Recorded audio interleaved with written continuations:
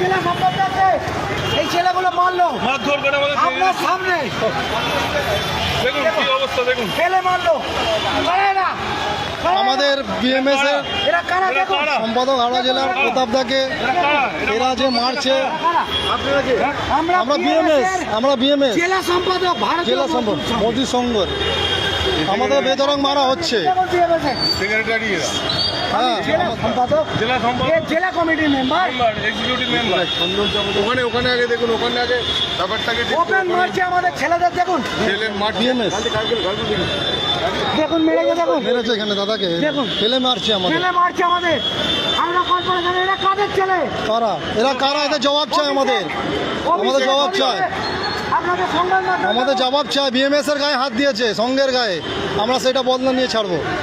সংঘের গায়ে হাত দিয়েছে, সঙ্গের গায়ে হাত দিয়েছে। সেটা আমরা করবো। কোনো পলিটিক্যাল ভাবে করতে পারবো না। আমাদের দাদাকে মারা হয়েছে।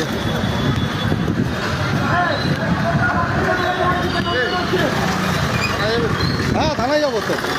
প্রতাপ দা, থানায় চলো। অজাদাকে ডাকবো, অজাদাকে।